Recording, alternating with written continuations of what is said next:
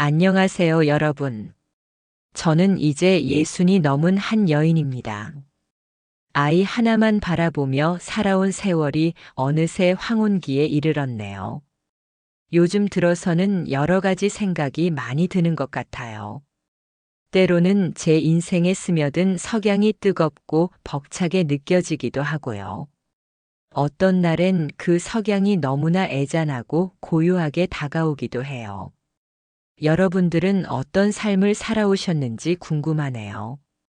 돌이켜보니 제 인생은 정말 평범하기 그지없었다는 생각이 들어요.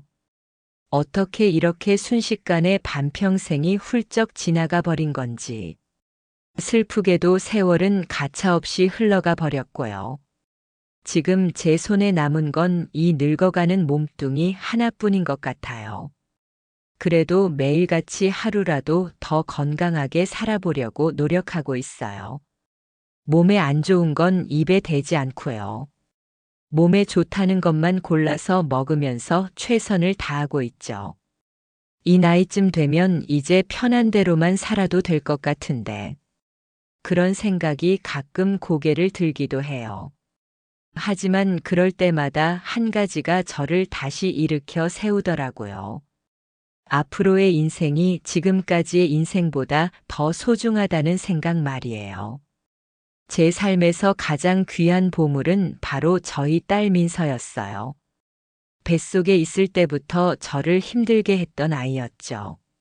하루 종일 진통에 시달리다가 결국엔 저와 아이 모두 위험해져서 제왕절개로 세상에 나온 아이였답니다. 살면서 한 번도 몸에 칼자국이 난 적 없었던 제게 그렇게 배 위에 크고 깊은 흉터를 남기게 되었어요. 그렇지만 저는 제 딸이 너무나 사랑스러웠어요. 배 위의 흉터나 출산 때의 고통 따위는 정말 아무것도 아니었거든요. 그만큼 정말 예쁜 아이였어요. 두 눈동자의 반짝임은 마치 밤하늘의 별빛 같았고요. 딸의 손등에 있던 큰 반점은 그 별들을 품은 밤하늘처럼 신비로웠답니다. 부모 역할이라는 건 태어나서 처음 해보는 것이라 남편과 저는 정말 서툴렀어요. 아이를 침대에 눕히는 것부터 앉는 자세까지, 기저귀 갈아주는 것까지 모든 게 어렵고 또 어려웠죠. 배우고 또 배워도 쉽게 익혀지지 않았고요. 여러 실수들로 다투기도 하고 서로 의지하기도 하면서 지냈어요. 저희 육아 팀워크는 나름 괜찮았던 것 같아요. 하지만 맞벌이에 육아까지 겹치니 피로가 쌓이더라고요. 자연스럽게 피곤함과 짜증이 서로를 향하게 되었고, 바람직하지 않은 부모가 되어 있었던 거죠. 결국 남편과 저는 아이가 3살 되던 해에 이혼하게 되었어요. 저는 저희 부부 관계에 큰 문제가 있다고 생각하지 않았어요. 몸이 힘들고 다툼이 있긴 했지만 가족을 사랑하고 아끼는 마음은 같다고 생각했었거든요. 서로를 위하는 마음도 똑같다고 믿었고요. 저는 남편의 짜증을 이해해주는 아내가 되고 싶었어요. 남편도 제게 말하길 제 예민함을 이해해주는 남편이 되고 싶다고 했었죠. 저희가 그렇게 같은 마음이었는데도 결국 헤어지는 길을 택하게 된 데는 딱 하나의 돌이킬 수 없는 실수가 있었어요. 그때 저희 나이가 24살이었답니다. 20살이 되자마자 눈이 맞아 결혼을 하게 되고 그 후로 쭉 가족으로 살아왔었거든요. 친구들보다 일찍 결혼한 편이라 저는 결혼을 꿈꾸는 친구들에게 부러움의 대상이 되기도 했고요. 제일 먼저 태어난 저희 딸 민서는 모두에게 사랑받았어요. 눈에 넣어도 아프지 않을 자식이 있다는 것. 그건 제게 말로 표현할 수 없는 기쁨이자 영광이었어요. 제 보물은 가족이었어요. 결혼하는 순간부터 남편은 제 보물이었고, 딸아이가 태어나는 순간부터 민서 역시 제 보물이 되었죠. 언제나 그 보물들을 아끼며 사는 것이 제 인생의 유일한 행복이었어요. 남편의 눈에서도 분명 저와 아이를 향한 사랑이 느껴졌으니 더할 나위 없는 결혼 생활이라 생각했답니다. 그런데 어느 날 그 모든 행복을 산산조각 내는 일이 일어나고 말았어요. 원래는 일이 없던 일요일이었는데 갑자기 회사 상사에게서 일을 도와달라는 연락을 받았어요. 하는 수 없이 일을 하러 나가야 했던 날이었죠. 남편이 말했어요. 민서 걱정 말고 마음 편히 다녀와. 내가 민서 잘 돌보고 있을게. 그 한마디로 천군만마를 얻은 것처럼 든든한 마음으로 출근했어요. 돈 많이 벌어올게라는 뻔한 말까지 하면서 말이에요. 저는 남편을 믿고 정말 편한 마음으로 일했어요. 그리고는 일요일을 함께 보내지 못하는 게 미안해서 점심시간이 되자마자 남편에게 전화를 걸었죠. 여보세요? 여보, 혼자 고생 많지? 나 2시간만 더 하면 퇴근할 수 있을 것 같아. 밥은 먹었어? 우리 민서는 뭐 해? 전화를 받은 남편이 조금 이상했어요. 여보세요, 한마디 없이 말이죠.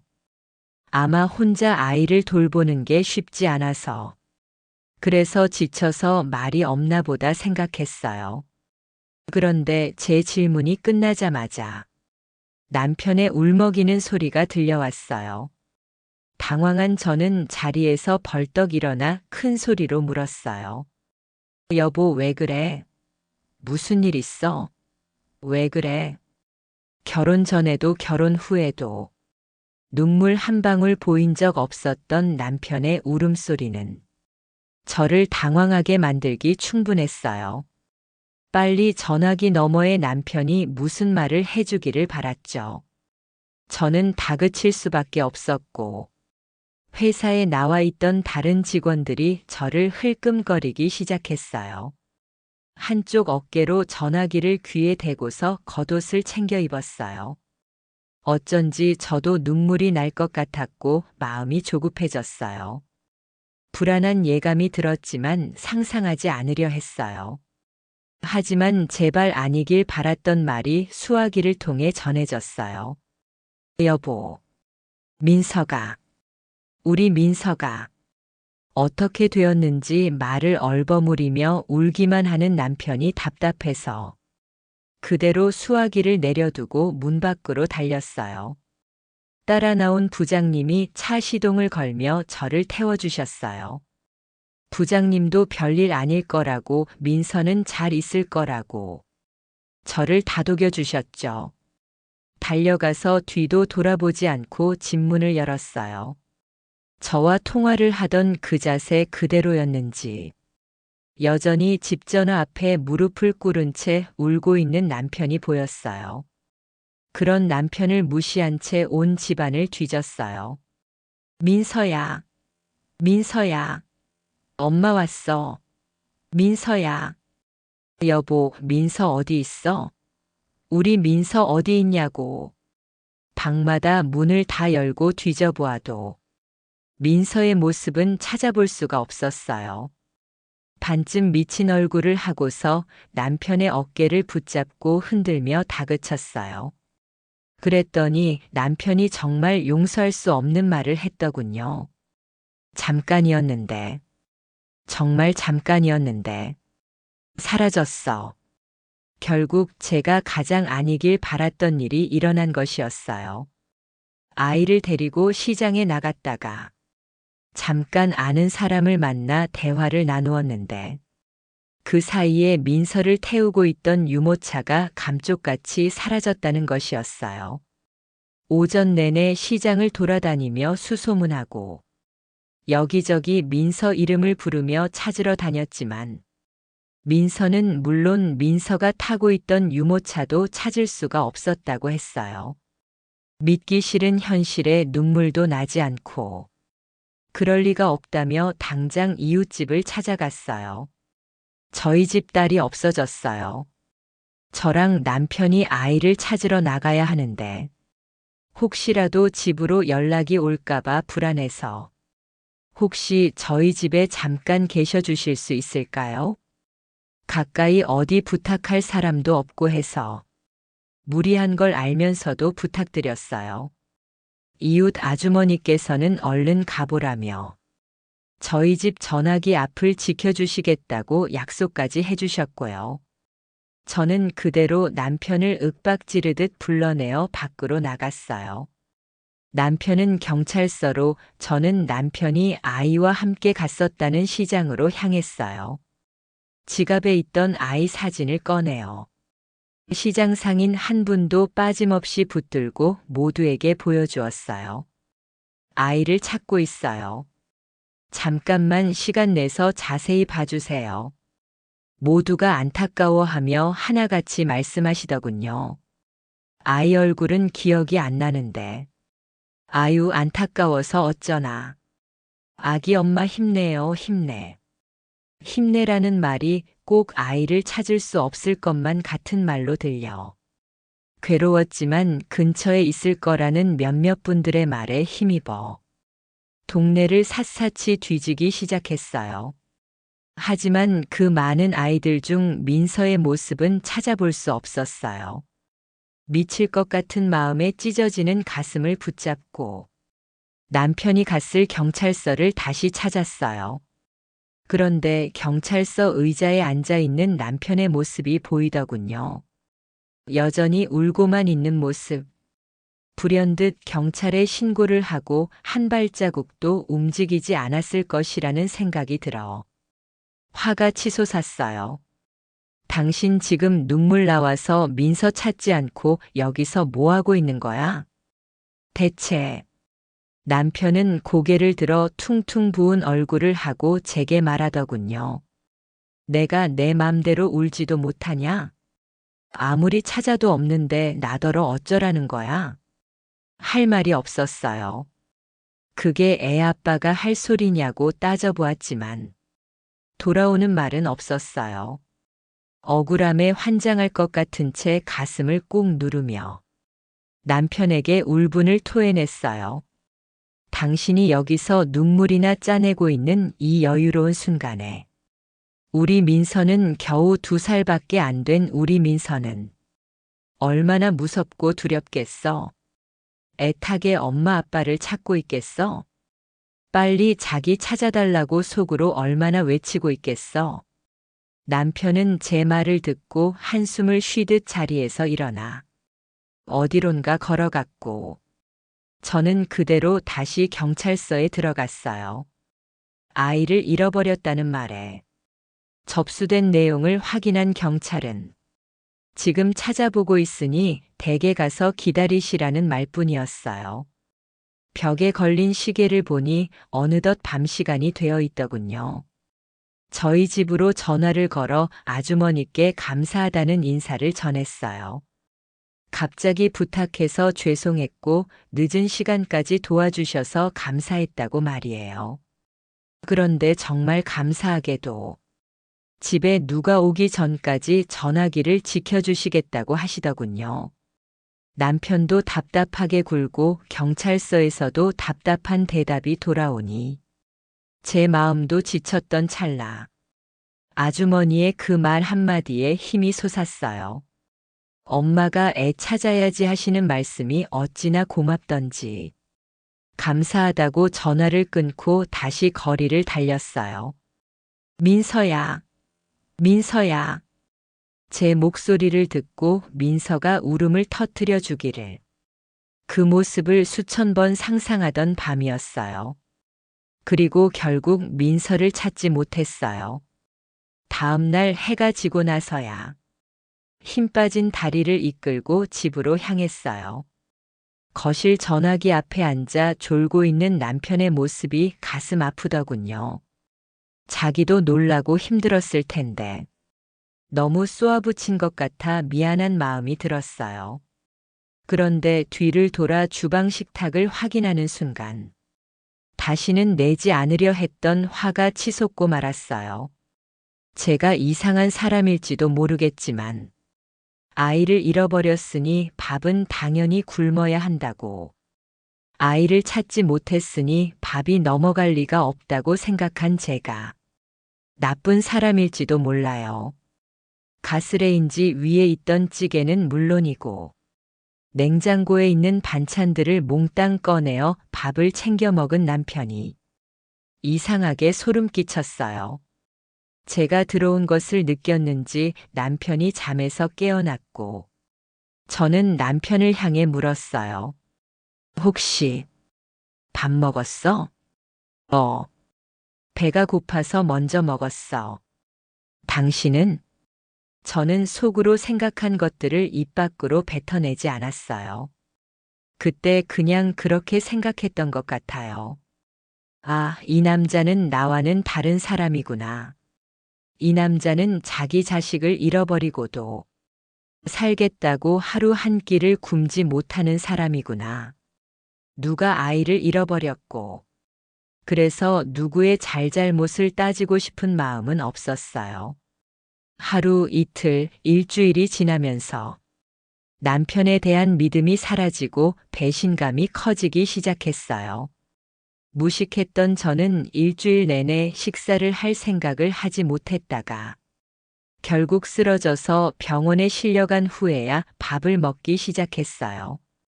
저 살기 위해서 배 채우기 위해서가 아니었어요. 쓰러지지 않아야 아이를 찾을 수 있었어요. 어디에서 누구에게 끌려갔는지, 모습을 드러내지 않은지 알 수 없는 민서를 찾아내려면 제가 멀쩡히 걸을 수 있어야 했어요. 그런 부분에서 남편과 제가 크게 다르다는 것을 깨달았던 거예요. 솔직히 더는 남편이 사람으로 보이지 않았어요. 당신이 잘못해서 애가 없어진 거 아니냐고. 왜 일말의 죄책감도 느끼지 않는 사람처럼 구는 거냐고. 따지지도 않았어요. 말을 섞고 싶지 않았고. 그렇게 1년을 남편과 말 한마디 나누지 않은 채로 아이 찾는 것에만 전념하며 시간을 보냈어요. 하지만 그러는 동안 결국 아이는 끝내 찾지 못했고 저희 집은 풍비박산이 났어요. 결혼 생활은 끝이 났다고 생각했어요. 이혼 서류를 내미는 남편에게 이유를 물었어요. 사람답게 살고 싶다고 하더군요. 다른 말 하지 않고 이혼했어요. 그때 당시 제 주변 사람들이 절대 이혼해줘서는 안 된다고 말하기도 했어요. 이 인간을 이렇게 자유롭게 풀어줘서 되는 일인가 하는 복수심 때문이었죠. 그런데 아무리 생각해도 제가 복수 같은 것을 할 시간이 없더군요. 저는 민서 찾기에 1분 1초가 아까운 사람이었으니까요. 한때 따뜻했던 가정을 기억 속에서 삭제해버리고 그 후 딸을 찾는 것에만 열중하며 살았어요.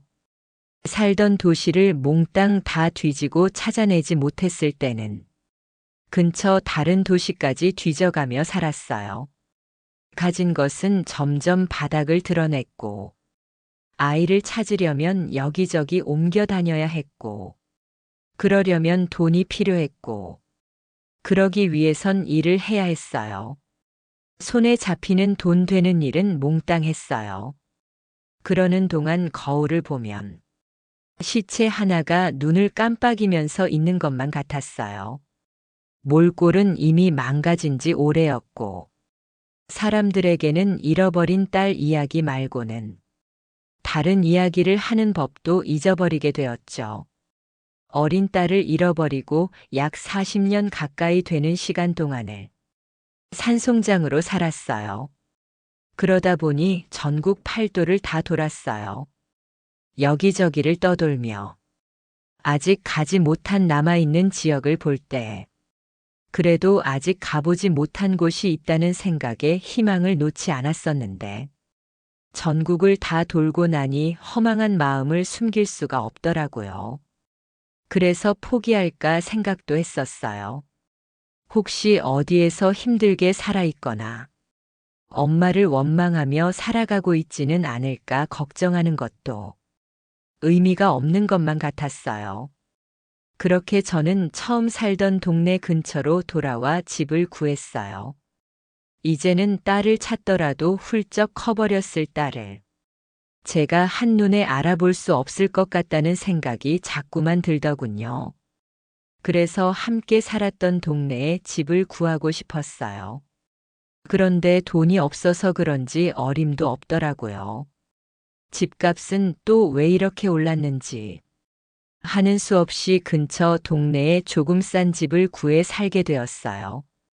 이제는 계속 그 동네에서 남은 생을 보낼 생각이고 그 동네 마트에서 일을 구하게 되었어요. 이곳저곳 돌아다니며 했던 일들 중에 그나마 제일 희망 있는 일이었어요. 몇 살이 되었든 생필품을 사러 꼭 들르게 되는 곳이 마트니까요. 그래서 그곳에서 계산하는 손님들의 얼굴을 확인하며 지냈어요. 물론 그 많은 손님들 중 민서는 없었어요. 그 대신 만나게 되었어요. 국민학교 시절 친했던 동창 혜수를 만나게 된 것이에요. 습관처럼 손님들 얼굴을 살피다 익숙한 얼굴이라 잠시 멈칫했는데 그런 절 보고 그 친구가 먼저 제 이름을 불렀어요. 반가움에 그때로 돌아간 것처럼 웃음이 지어졌어요. 어머 영수가, 너 이 동네 사는 줄 몰랐는데. 얼마 전에 이사 왔다는 제 말을 들은 친구는 다른 친구의 소식도 전했어요. 그럼 앞으로 예전처럼 셋이서 얼굴 보고 지내면 재미있겠다면서 말이에요. 하지만 저는 순간적으로 반가움을 가졌던 마음에 죄책감이 들었어요. 그래서 우물쭈물 웃기만 했는데 며칠 후 다시 마트를 찾아온 혜수가 저를 보고 그러더군요. 너 연락처 좀 줘. 순이도 나도 다시 연락하게 된 지 얼마 안 됐는데 어제 전화하다가 내 이야기 하니까 많이 보고 싶어 하더라. 우리 각자 힘들게 사느라 좀 뜸했어도 다시 만난 것 운명 삼아 예전처럼 지내보자. 그 말에 연락처를 주지 않을 수가 없었어요. 솔직히 민서 찾느라 남편과도 헤어지고 힘들게 살았던 시간 동안 외로움이 있었기도 했고 말이에요. 곁에 의지할 친구가 있다면 좋을 것 같은 생각에 그렇게 연락처를 주고받았어요. 국민학교 시절에 저희 세 사람이 아주 친한 단짝 친구였어요. 순이는 자기 아들이 결혼을 한다고 이것저것 챙기느라 바빠서 자주 얼굴을 보지는 못했고 종종 혜수를 만나 짧게 차 한잔하며 이야기하는 날이 늘어났어요. 그러면서 혜수에게 저의 이야기를 하게 되었어요. 그동안 어떻게 지내는지를 이야기하려다 보니 도저히 저희 딸 이야기를 하지 않을 수가 없더라고요. 혜수는 제 이야기에 눈물을 흘리며 안타까워했어요. 어디 털어놓을 곳이 있다는 것이 그렇게나 고마운 일인지 모르고 살았더라고요. 끝까지 제 이야기를 들어준 혜수에게 고마웠어요. 그러다 셋이 만나게 되던 날, 순이가 조심스레 청첩장을 건네었어요. 결혼식장용 두꺼운 종이로 만들어진 청첩장 위에 가지런히 쓰인 이름들을 보니 기분이 이상했어요. 축하한다고 말을 하면서도 제 속이 어딘가 불편한 것은 어쩔 수가 없더라고요. 분명 축하만 해야 하는 일인데도 불구하고 제 마음이 그러질 못했어요. 딸을 잃어버리고 살아가는 주제에 남의 아들 결혼식에 간다는 것이 엄마답지 못하다는 생각을 했던 거예요. 저는 고민에 빠졌어요. 그런 제 표정을 읽었는지 순이가 당황하며 말했어요. 갑자기 맞닥뜨리게 되는데 너무 부담스럽지? 미안해. 그래도 난 너희들 이렇게 다시 만난 게 너무 반갑고 고마운 인연이라서 꼭 와줬으면 좋겠어. 저는 그런 게 아니라고 손사래를 치고 고개를 숙였어요. 옆에서 제 속마음을 눈치챈 혜수가 테이블 아래로 손을 살며시 잡아주었어요. 결혼식에 가겠다 그러지 않겠다. 어느 하나 명쾌한 대답을 하지도 못하고 그렇게 헤어져 집으로 돌아가는 길. 혜수에게서 전화가 걸려왔어요. 너 잃어버린 딸 때문에 마음 불편한 것 이해해. 그래도 같이 가자. 가서 순이 가족들 구경도 하고 축하도 해주고 맛있는 것도 먹고 그러고 오자. 영수가 응. 고민을 많이 했지만 오랜만에 만난 친구들의 부탁을 거절할 수가 없었어요. 결혼식장은 화려하고 눈부셨어요. 두 사람을 축하하기 위해 몰려든 인파가 북적이고 있었고 모두의 얼굴에는 행복한 미소가 가득했죠. 웃음소리와 안부를 묻는 소리, 축하한다는 소리들을 뚫고 들어가 축의금을 전하고 나니 친구와 친구 아들의 얼굴이 보였어요. 엄마를 쏙 빼닮은 아들의 나이는 30대 중반이었어요. 저절로 마음속으로 민서와 나이 차이를 계산해 보게 되더군요. 자꾸 민서 생각이 들었어요. 옆에서 말을 거는데도 제가 넋을 놓고 있자. 혜수가 저를 툭툭 치며 순이 며느리가 저기에 있다며 시선을 돌리게 해주었어요. 그 말에 시선을 옮기니 순이와 사돈되는 사람들과 며느리가 나란히 서 있는 것이 보였어요. 신부 대기실에 가야만 신부 얼굴을 확인할 수 있을 줄 알았는데 그곳에 나와 있어 살짝 놀랐죠. 왜 신부가 저기 나와 있는 거야? 제가 물었더니 혜수가 대답했어요. 요즘은 신부들이 대기실에 가만히 앉아 있는 게 싫다고. 저렇게 밖에 나와서 손님들한테 인사를 하기도 한데 대기실에 가만히 앉아 있는 것도 답답한 게 아닌데 저렇게 나와서 인사하는 것도 보기 좋지 뭐. 찾아주신 분들한테 한 분 한 분 직접 인사드릴 수도 있고 말이야. 요즘 유행하는 결혼 문화라며 이야기를 하는 혜수의 얼굴이 밝았어요. 며칠 후면 그 친구의 딸도 결혼을 한다고 했었거든요. 그러고 보니 저는 그런 것에 전혀 아는 것이 없더라고요. 아마 민서가 여전히 내 곁에 있었더라면 나도 지금쯤 한참 그런 것들에 관심을 기울이고 웃는 소리를 낼 수 있었겠지. 역시나 괜히 왔다는 생각이 들었어요. 저는 여전히 누군가를 축하해 줄 마음이 없는 상태였어요. 친구들의 말 한마디 한마디에 그리고 결혼식장 작은 분위기 하나에도 제 마음이 출렁. 자꾸 생각하지 않을 수가 없었어요. 우리 딸이 지금 결혼할 때인데, 우리 딸도 지금쯤 결혼을 했을 나이인데, 어쩌면 이미 결혼을 하고 아이까지 있어도 전혀 이상할 것이 없을 나이인데, 하는 생각이 제 마음을 불편하게 했어요. 그렇게 서 있는데, 하객들과 정신없이 인사를 주고받던 순이가 잠깐 여유가 생겼는지 저희 쪽으로 다가왔어요. 그러더니 저희를 보고 말했죠. 우리 며느리 한번 인사 나눌래? 저는 옆에서 있던 혜수를 향해 고개를 저었어요. 남의 딸을 보면서 제 딸 생각을 하는 것도 지겨웠어요. 가슴이 콩닥거리고 눈물이 자꾸 나오려고 했어요. 화장실 좀 다녀오겠다고 말하려는데 그걸 눈치채지 못한 혜수가 제 손목을 잡고 저를 끌어당겼어요. 불쑥 순식간에 몸이 당겨지고 겨우 2걸음이면 닿을 거리에서 순이의 며느리와 마주했어요. 시어머니의 친구분들이라는 말에 화사한 미소를 지으며 감사하다고 고개를 꾸벅이는 신부의 얼굴은 정말이지 곱더라고요. 자랑을 해대는 순이의 얼굴에 행복이 가득했어요. 부럽기도 하고 그와 동시에 가슴이 아팠어요. 그런데 그때 제 두 눈에 익숙한 무언가가 들어왔어요. 40년 동안 간절히 찾던 흔적.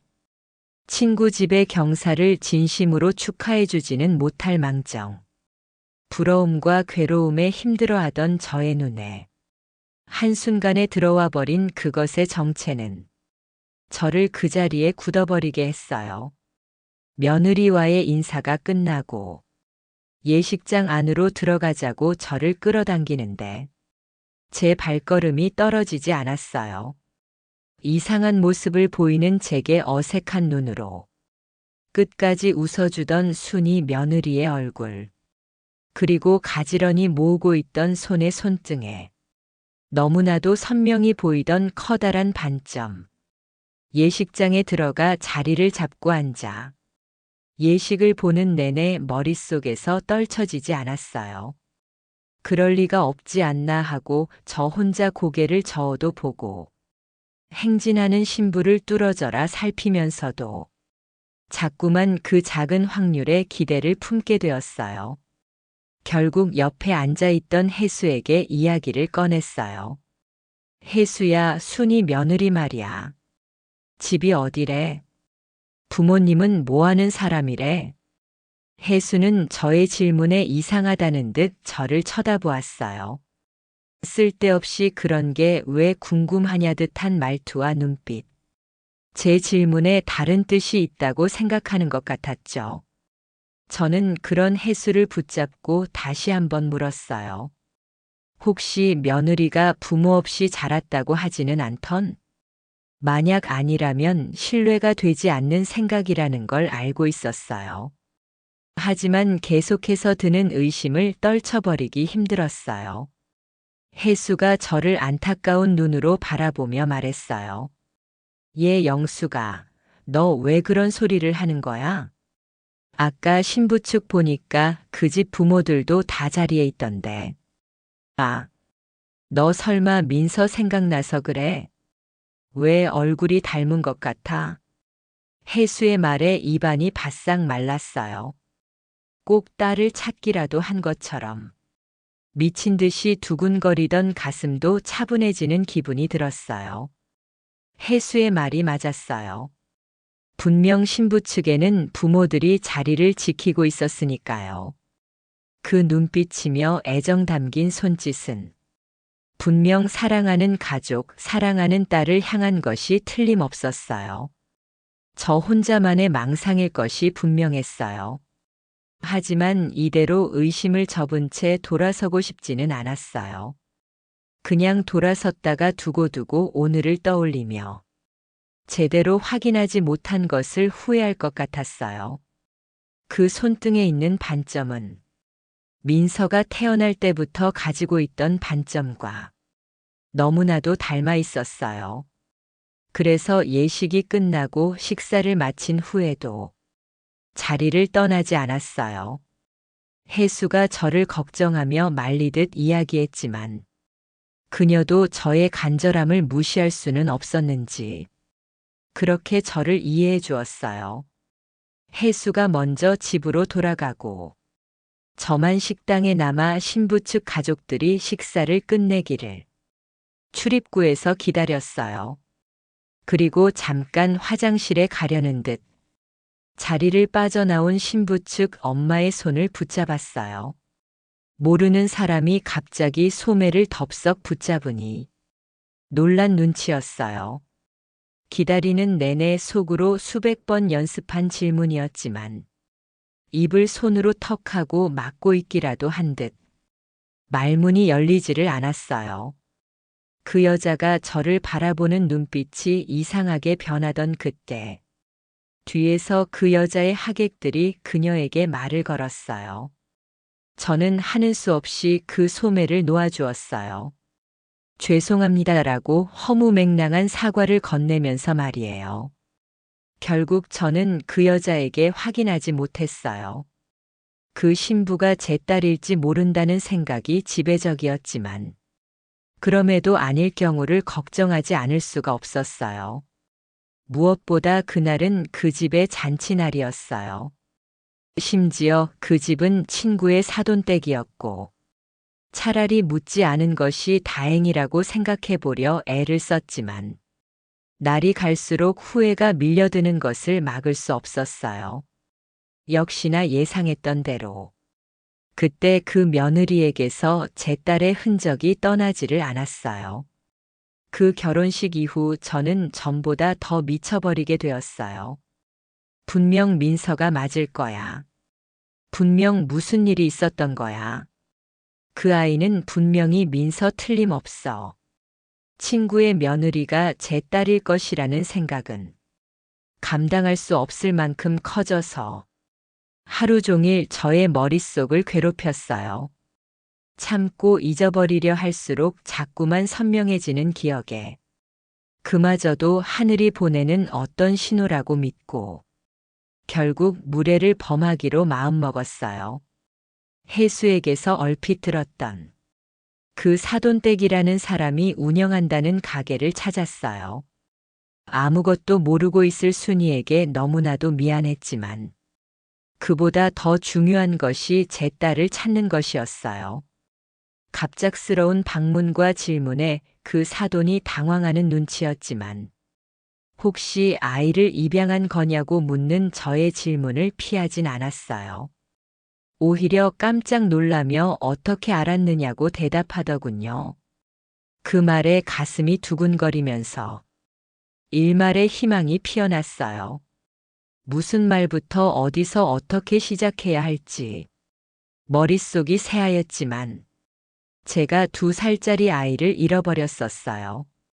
그런데 그 아이를 얼마 전에 본 것 같아요. 친구 아들 결혼식에서.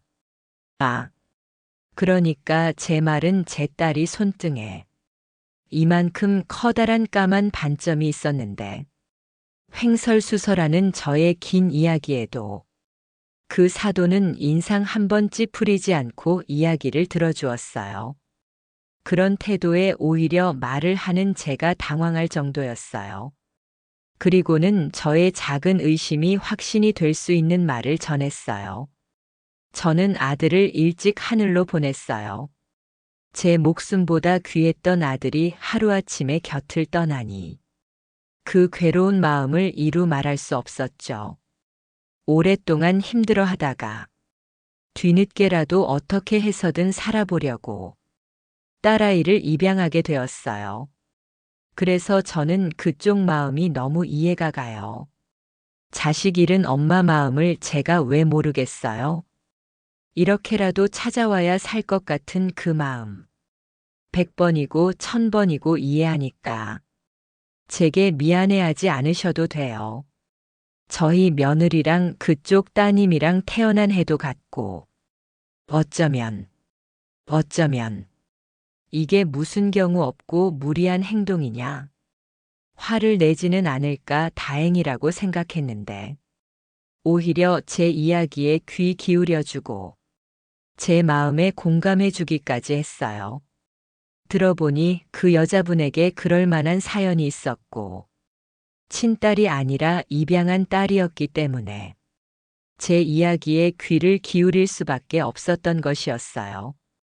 그 후로도 긴 대화를 나누었던 저희는 다시 만날 날을 약속하며 그렇게 헤어졌어요. 신혼여행 끝나고 돌아오면 제가 자리 한번 만들어 놓을게요. 그때 한번 가까이서 직접 보시고 할 수 있으면 유전자 검사를. 너무나도 고마운 분이셨어요. 입양을 했으니 친모 따위는 필요 없다 여길 수 있는 부분이라 생각했는데 먼저 선뜻 나서서 자리를 만들어주겠다고 말하는 그 마음에 감사했어요. 그리고 마침내 그날이 되었어요. 어색한 공기가 맴돌았지만 저는 이미 딸을 찾았다는 생각에 자꾸 눈물이 났죠. 눈물을 주체하지 못하는 저를 대신해서 친구의 사돈과 며느리가 이런저런 이야기를 들려주었어요. 그간 어디서 어떻게 지냈는지에 관한 이야기였어요. 아이를 입양한 건 3살 때였어요. 발견 당시에 아이가 외국어를 하더라는 것과 그때 당시 아이가 했던 말들을 종합해 볼 때 외국에 있다가 한국에 버려진 것 같다고 담당자가 추측을 했었어요. 아이를 입양하고 난 후에는 혹여나 상처가 되는 기억이 있을까봐 그런 대화는 일절 나누지 않았어요. 잊어야 하는 기억이 있다면 잊도록 도와주고 싶었거든요. 바로 제가 그쪽을 찾아온 후에야 어렵사리 서로 그 부분에 대한 이야기를 나누었다고 두 사람은 전했어요. 그분은 덕분에 마음 한편에 미안한 마음이었던 것에 대해 이야기를 나눌 수 있었다고, 제게 오히려 고맙다고 하셨어요. 제 이름은 세윤이에요. 어릴 때 기억은 거의 없어요. 근데 확실한 건 외국에 있다가 한국에 버려진 건 맞는 것 같아요. 그때는 뭐가 뭔지 몰랐지만 지금 생각해보면 살던 곳이나 먹는 음식, 그리고 그분들이 영어를 사용했었다는 것이 확실히 한국이 아닌 게 맞더라고요. 그 기억 때문에 평생 동안 저는 외국에 사는 한국인 부모로부터 버려졌다고 생각하며 살았어요. 제가 만약 아주머니의 친딸이 맞다면 저는 어쩌다 외국에 나가서 살게 되었던 걸까요? 눈물을 쉼없이 닦으며 저희는 각자 기억의 조각들을 맞추어 나갔어요. 그리고 아무도 알 수 없는 그날의 진실을 애써 추측할 뿐이었어요. 누군가 부모의 손길을 벗어나 혼자 있는 아이를 자연스레 훔쳐다가 외국에 나가 살았다가 다시 한국에 버린 것이 아닐까 하고 말이에요. 아무리 어린 날의 기억이라고 하더라도 본인에게는 상처이고 아픈 기억이었을 텐데도 세윤이는 덤덤하게 대화를 이끌어갔어요. 그 모습이 너무 고맙다가도 제 딸일 거라 생각하면 가슴이 찢어졌어요. 친딸일 수 있다는 작은 희망이 겨우 붙어 있는 억지 만남이었지만 그 작은 희망 하나로 유전자 검사 결과를 기다리는 하루하루가 남다른 기분이었어요. 비로소 바람의 향기가 느껴질 정도로 웃는 일이 생겼다고나 해야 할까요? 그리고 그렇게 검사 결과만을 기다리던 어느 날, 드디어 기쁜 연락이 왔어요. 저와 그녀의 유전자가 일치한다는 연락이었어요. 들으면 당장 달려가리라 몇 번이나 연습했던 것과는 달리 그대로 자리에 주저앉아 엉엉 울기만 했어요. 사실 그날 삼자 대면을 하며 대화를 나누면서 작은 희망을 품었을 때 생각했어요. 이 아이가 정말 저의 친딸이 맞다면 그 자체만으로도 더 바라지 말자고 말이에요. 왜냐하면 친엄마인 저보다 지금의 키워준 엄마와의 사이가 너무 돈독하고 예뻐 보였기 때문이었어요. 사랑하는 저의 딸이 자기가 가장 사랑하는 사람과 행복한 것이 저의 행복이라고 생각했어요. 그러니 결과가 나왔을 때 욕심을 내지 말자고 다짐했어요. 행복하게 자란 아이에게 이제 와서 다시 다른 엄마를 사랑해야 한다고 말하고 싶지는 않았어요. 누구보다 딸아이를 사랑하고 아껴줄 자신이 있었던 엄마였기 때문에 아쉽고 속상하고 가슴 아팠던 것은 맞아요. 비록 딸이 다른 사람의 손에 자랐지만 딸을 찾은 것만으로도 행복했어요. 혹 어디서 힘들게 살아가거나 그러지도 모를까봐 늘 마음 졸이며 살아왔는데 눈앞의 딸은 너무나 행복한 얼굴로 잘 지내고 있으니 더 바랄 것이 없었어요. 너무 고마워. 내 딸. 그냥 다 고마워. 그리고 미안해. 너한테 그런 일들이 일어나고 있는 것도 모르고 엄마는 엉뚱한 데서 너를 찾기만 했어. 정말 미안해. 잘 커줘서, 너무 예쁘게 잘 커줘서 고맙고, 저는 딸아이를 만나 제 솔직한 마음을 전했어요. 정말 고맙다고. 이렇게 예쁘게 잘 커져서, 건강하게 잘 살아줘서 너무 고맙다고 말이에요.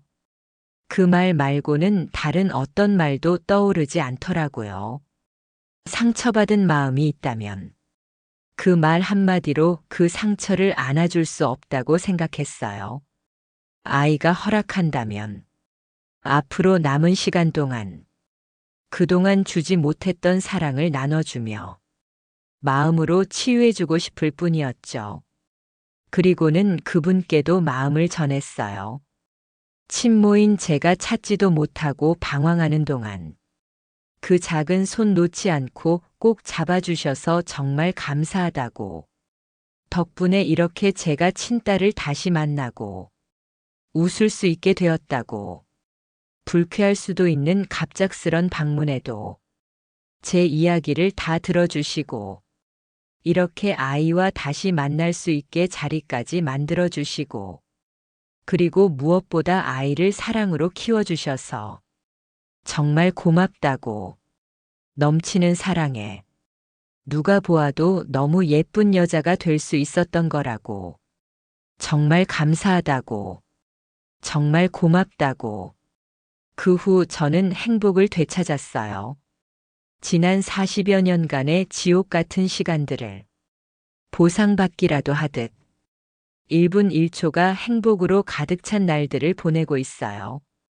내 딸이 무사히 잘 살아있고 건강하게 사랑받으며 잘 지내고 있다라는 사실 하나만으로 제 인생이 180도 달라진 것이에요.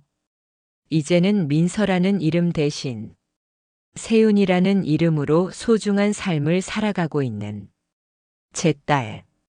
너무 늦게 다시 만나게 되어 여전히 마음속에 미안함이 남아있지만 미안했던 만큼 앞으로 더 좋은 엄마가 되어주려고 해요.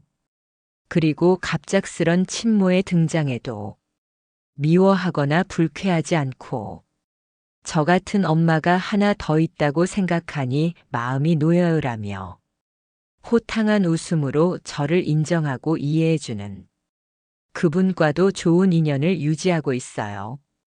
자주 연락하고 자주 얼굴을 보고 가까운 사이가 된 것은 그분의 배려라고 생각해요. 그토록 마음이 따뜻하고 넓은 분이라 세윤이가 이렇게 예쁘고 착한 여자로 자랄 수 있었다고 생각해요. 제게는 무엇보다도 고맙고 감사한 분이에요. 불행은 예고 없이 찾아온다고들 하지만 40년 전 저는 전혀 예상하지 못했었어요. 제게 그렇게나 큰 불행이 들이닥칠 것이라고는. 비록 긴 세월이 걸렸지만 시간을 흘려보내고 나니 이제 알 것 같아요. 사람마다 얼마나 그 불행이 길어질지 몰라도 그래도 참고 버티다 보면 애쓰고 노력하다 보면 언젠가 그 불행이 행복으로 바뀔 것이라는 것을 말이에요. 이 사연을 보내는 오늘의 노을은 제 가슴을 뜨겁게 만드는 감동적인 풍경이네요. 할 수 있다면 남은 생은 누군가에게 그런 노을 같은 존재가 되어보고 싶다는 생각이 드는 그런 아름다운 날이에요. 그럼 지금까지 사연 들어주셔서 감사해요. 사연이 재밌으셨다면 구독과 좋아요 부탁드려요. 감사해요. 안녕히 계세요.